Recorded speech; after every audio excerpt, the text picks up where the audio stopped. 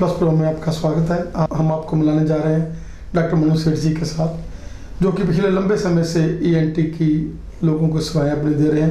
Doctor साहब, आपका स्वागत है हमारे स्पेशल शो में। Thank you sir, thank you so much. Doctor साहब, हमें बताएं कि कैसे आपने एमबीबीएस की और कैसे आपने ईएनटी का फील्ड चूज़ किया और आज आप ईएनटी में अपनी जो सेवाएँ दे रहे हैं। सर एक्चुअली ऑलमोस्ट 10 साल हो गए हैं मेरे को जलंधर में सेवाएं देते हुए। मेरा पैशन या शौक ही कह लीजिए, फैमिली हिस्ट्री तो है ही है। मेरे फादर वो जनरल सर्जन है, लेकिन इन स्पाइट ऑफ फैमिली में सबको था कि बेटा सर्जन ही बनेगा, लेकिन I chose ENT general surgery because मेरा ईएनटी में ही पैशन था शुरू से। मैंने काफ़ी देर पहले ही सोच लिया था कि ईएनटी ही करूँगा और इसी में सेवाएं देनी है मेरे को। एमबीबीएस किया मैंने मणिपाल से, उसके बाद राजीव गांधी यूनिवर्सिटी से मैंने एमएस की और उसके बाद ऑलमोस्ट 10 साल हो गए मेरे को जलंधर में। हैदराबाद से मैंने फेलोशिप की है साइनस सर्जरी में और 10 साल से टैगोर हॉस्पिटल, और अभी ऑलमोस्ट 4 से 5 साल हो गए मेरे को सेठ ईएनटी केयर नाम के हमारे अपने यूनिट के में सेवाएं देते हुए। डॉक्टर साहब, आजकल सबसे जो बड़ी बात एलर्जी है। जी सर। और एलर्जी के लिए आप बहुत ही स्पेशलाइज्ड हैं, क्योंकि हम देख रहे हैं कि बहुत दूर दूर से जो है आपकी रिव्यूज़ जो है एलर्जी के लिए आ रहे हैं। Thank you sir. आप हमें बताएं कि एलर्जी है क्या? सर एक्चुअली एलर्जी को अगर सिंपल भाषा में हम बात करें तो ये ट्रायड है, मतलब 3 चीज़ें हैं इसमें। छींके आना, नाक की स्टफीनेस और नाक का बंद होना। ये तीनों नाक का रिस्पॉन्स है किसी एलर्जन से। अभी वो एलर्जन क्या है ये सबसे इंपॉर्टेंट है। अभी वो एलर्जन हो सकता है कि हमारे हवा में हो, जैसे कि डस्ट, हाउस डस्ट, पोलन्स जिसको हम पेड़ पौधों की बुर कहते हैं। फिर ये हमारे खाने पीने में हो सकता है, जैसे कि हमारी फूड आइटम्स में दूध आ गया, दूध की एलर्जी, एग अंडे की, नॉन वेज फिश, प्रॉन्स, इन सब की एलर्जी आ गई। ड्रग्स अगर कहीं दवाइयाँ तो कईयों को एंटी हाइपरटेंसिव ड्रग्स या एस्पिरिन की एलर्जी है। और उसके बाद अगर हम आए तो पेट में अपना जीआई अपसेट होना, पेट में वर्म्स, ये सब। और कई बार लेडीज़ में हार्मोनल इम्बैलेंस, ये काफ़ी कारण है जिससे एलर्जी और ट्रिगर हो जाती है, जिसको हम एलर्जिक राइनाइटिस कहते हैं। ऐसा आजकल हमने देखा कि जगह जगह पर एलर्जी के नाम पर जो है इसको कोलैबोरेट किया जा रहा है और इसको कमर्शियल पॉइंट से ऐसे मतलब लोगों को किया जा रहा है कि एलर्जी बहुत बड़ी चीज़ है और उसके साथ लोग जो हैं, भोले वाले लोग हैं, इसमें फंस रहे हैं। आप एक ईएनटी स्पेशलिस्ट है, उसके बारे में क्या कहना चाहिए? सर सिंपल सी बात है, ये एक लाइफस्टाइल डिजीज़ है। अच्छा, जब हमें पता होता है इसका इलाज नहीं है तो हम कुछ भी बोल सकते हैं। ये लाइलाज है, सबको मालूम है, एलर्जी रब नी मर्जी कहते हैं वो, लेकिन ये कंट्रोल की जा सकती है। अब शुगर का पेशेंट है, वो दवाई खाएगा, कंट्रोल हो जाती है। हार्ट का पेशेंट है, दवाई से कंट्रोल हो जाता है। सबको पता है कि शुगर रहेगी, सारी उम्र रहेगी, लेकिन उसे कंट्रोल करके हम नॉर्मल लाइफस्टाइल जी सकते हैं। एलर्जी भी ऐसे ही है। इतना फ़र्क है कि लोग एलर्जी से डरते हैं और शुगर से डरते हैं, एलर्जी से डरते नहीं। तो इसलिए लोग उनको डराने की कोशिश में लगे हैं। डरने की कोई बात नहीं है, सिंपल सी बात है।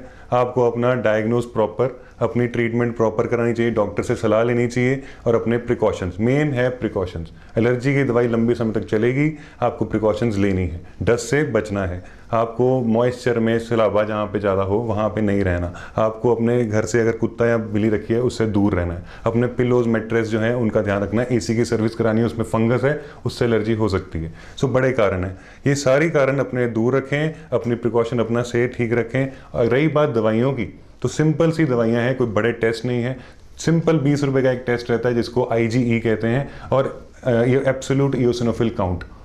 बस ये 2 टेस्ट हैं जो आपको डायग्नोज करके बता देते हैं कि पेशेंट को एलर्जी है, ठीक है। और दूसरी रही बात इसकी ट्रीटमेंट की, तो इसमें दवाइयाँ हैं, सिंपल सी दवाइयाँ हैं, एंटीहिस्टामिनिक्स हम उनको बोलते हैं। डॉक्टर से सलाह लें, बड़ी सेफ हैं। छोटे बच्चे से लेके, प्रेग्नेंट लेडी से लेके आप लंबे समय तक ले सकते हैं बिना किसी साइड इफेक्ट। जिस तरह के बीपी की और शुगर की गोलियां आप खाते हैं, इसका कोई साइड इफेक्ट है नहीं। अगर इसके बाद बावजूद आपका कंट्रोल में नहीं आ रहा allergy, go for nasal sprays, inhalant corticosteroid sprays बोलते हैं, नाक में डालो, 2 पफ किए, हल्का सा किया, सिम्टम से आराम, लॉन्ग टर्म के लिए। ये 3 महीने तो कम से कम लेने हैं, ऐसा नहीं कि 15 दिन के डॉक्टर साहब मैं ठीक नहीं हुआ, इनको लॉन्ग टर्म लेना पड़ेगा। अच्छा, अब सबसे महत्वपूर्ण इसमें बात है जो आपने छेड़ी है, टेस्ट और एलर्जी शॉट्स, जिनको हम इम्यूनोथेरेपी कहते हैं। हर जगह बोर्ड है एलर्जी टेस्ट के, इम्यूनोथेरेपी के लिए। सर इनसे बड़े सिंपल से ये टेस्ट हैं और एलर्जी शॉट्स, ये एक कह सकते हैं कि लेटेस्ट ही इसमें डिस्कवरी कह सकते हैं। पिछले 10 सालों में ही लोग इसके पीछे लगे हैं, पहले नहीं थे इतना टेस्ट होते। तो इससे हम 80% पेशेंट जो है इससे सेटिस्फाई हो जाते हैं, 20% 50-50 सेटिस्फाइड है और 10% जो बिल्कुल सेटिस्फाई नहीं है। सो गारंटी कोई दे रहा तो गलत है, गारंटी वाली कोई बात नहीं है।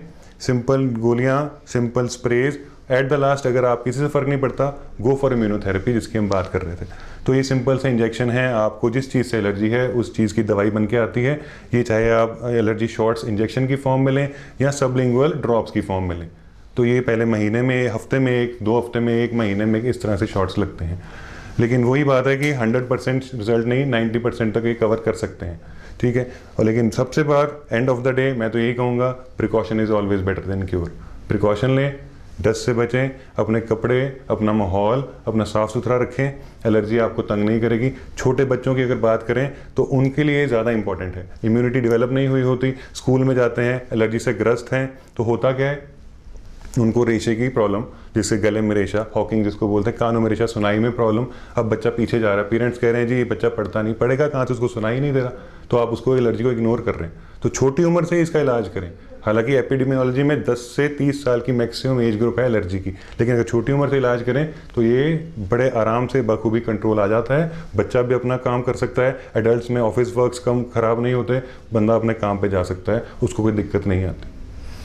तो जैसे छोटे बच्चे हैं, एलर्जिक ब्रोंकाइटिस की वजह से उनको हम लोग पफ पे लगा देते हैं, और आजकल पेरेंट्स के मन में थोड़ा सा ये एक डर सा रहता है कि शायद हमारे बच्चे को पफ लग गया तो बाद में ये उसके ऊपर ही डिपेंड हो जाएगा।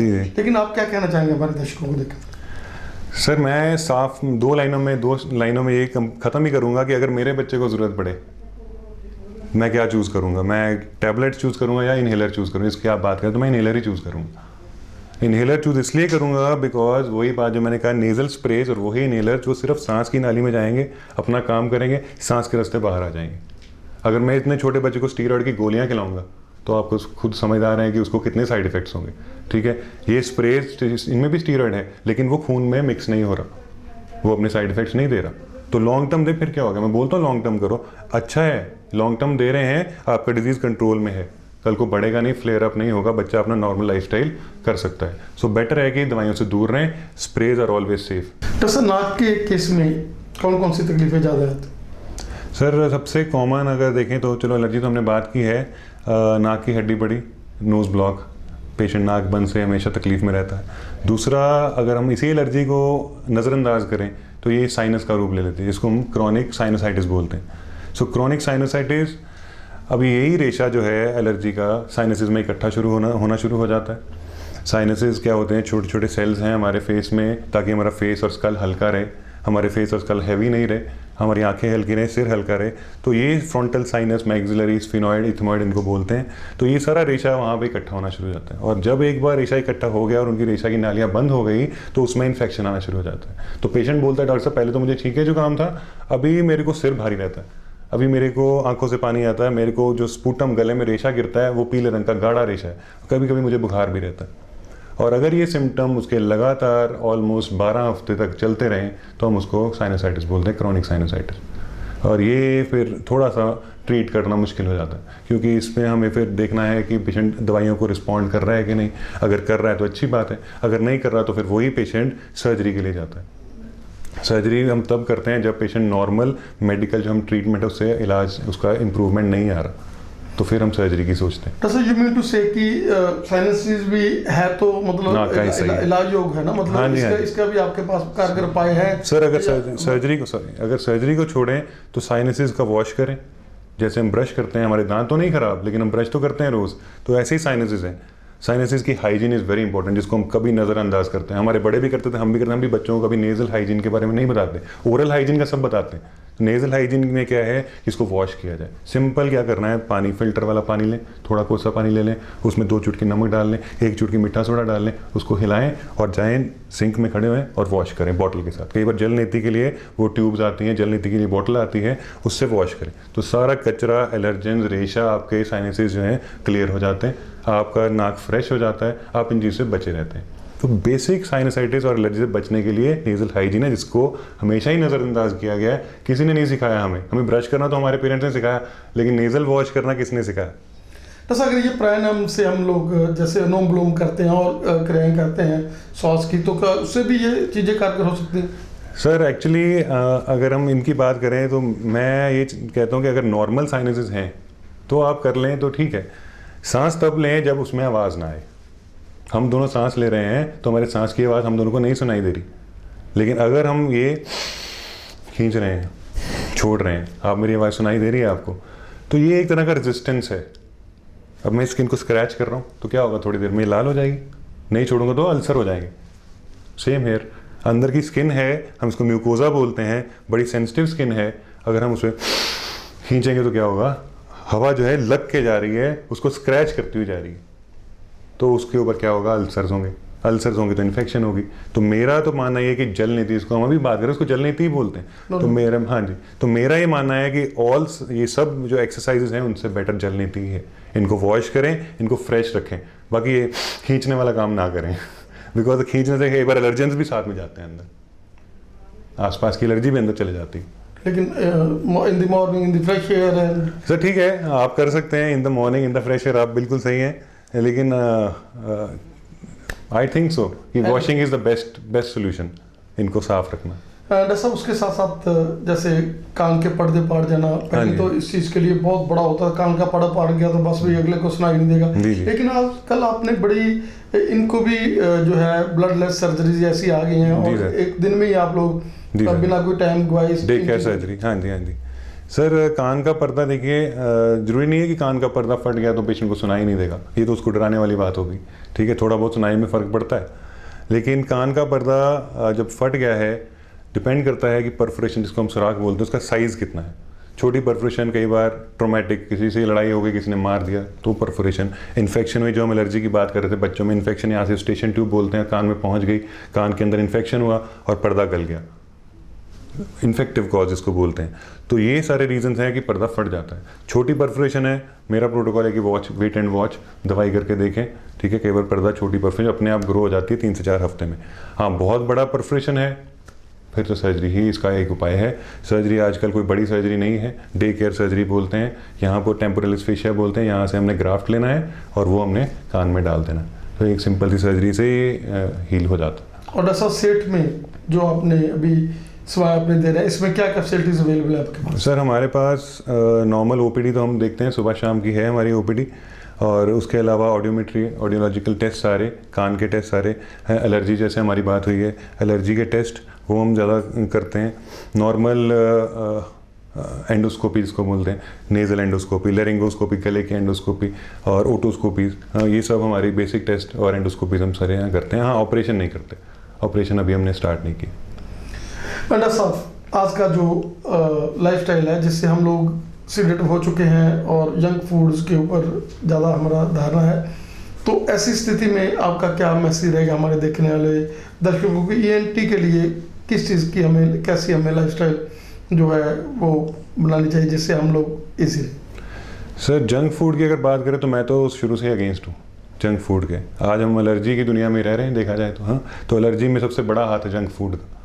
सिट्रस प्रोडक्ट्स हो गए, जैसे संतरा की मौसमी, नींबू, इनकी एलर्जी है। मिल्क प्रोडक्ट्स, डेयरी आइटम्स, तो इनसे बच के रहें। मेरी तो यही सलाह ये रहती है कि फ्रेश फ्रूट, आर्टिफिशियल स्वीटनर से दूर रहें। मिठाइयाँ हो गई, ठीक है, आइसक्रीम्स हो गई, आर्टिफिशियल स्वीटनर नहीं लेने। नेचुरल प्रोडक्ट्स जैसे कि नेचुरल फ्रूट्स, संतरा कीनू थोड़ा सा कम, सिट्रस में ना जाएं, अदरवाइज सारे फ्रूट्स अच्छे हैं, ये सब पे जाएं। Even vegetables all are good. आप कई बार अगर एलर्जी को देखें तो ग्लूटीन की एलर्जी ज़्यादा रहती है, तो इसलिए अपना राइस का थोड़ा बढ़ा सकते हैं, आटा थोड़ा कम करें। इवन आजकल मिक्स्ड आटा है, 3-4 चीज़ों का इंग्रेडिएंट है, सिर्फ व्हीट नहीं है उसमें, तो दैट इज़ सेफ़र। और लाइफस्टाइल की अगर बात करें तो मॉइस्चर में ज़्यादा नहीं रहना, एसी में ज़्यादा नहीं रहना, क्योंकि एसी एक ऐसी चीज़ है जो आज के लाइफस्टाइल में सबसे ऊपर है। हम लोग बाहर कहाँ जाते हैं, आधा घंटा कोई सैर की जाए बहुत बड़ी बात है, सारा दिन कहाँ एसी में ही बैठना। तो एसी के अंदर एसी की सर्विस रेगुलर करवाएं, एसी के अंदर मोल्ड्स, एसी के अंदर फंगस, वहाँ से ही सारा एलर्जी आपके अंदर शुरू हो जाता है। और पेशेंट को क्या लगता है कि मैं तो बड़ा सेफ हूँ, मैं तो अंदर बैठा हूँ, एसी चल रहा है, साफ है, डस्ट का है। तो डस्ट की तो बात ही नहीं हो रही, यहाँ पे एलर्जन की बात हो रही है। एलर्जन या फंगस है, पेशेंट अपने बेडरूम में बैठा है, मैं तो सेफ हूँ अपने कमरे में, साफ सुथरा सारा कुछ। हम एलर्जन कहाँ पे है? उसके बुक्स के अंदर, उसकी अलमारी के अंदर जहाँ डस्टिंग नहीं हुई, उसकी पुरानी किताबें पढ़ी हैं, जूते पड़े हैं, उसके मोल्ड्स, उसके पिलो कवर, तो ये सारी चीज़ें हैं। तो इन सब चीज़ों का ध्यान रखते हुए एलर्जी लाइलाज नहीं है, सिर्फ अपनी प्रिकॉशन से अपनी हेल्थ का ख्याल रखें। डॉक्टर साहब का बहुत बहुत धन्यवाद जो आपने हमें कीमती समय दिया। आप तो एक इंस्टीट्यूशन है इस चीज़ की, एलर्जी की और इन चीज़ों की, और हम चाहेंगे कि पंजाब प्लस चैनल के माध्यम से हम लोग बार बार आपसे आपकी सेवाएं जो लेते रहें। आपका बहुत बहुत धन्यवाद। Thank you sir, thank you so much.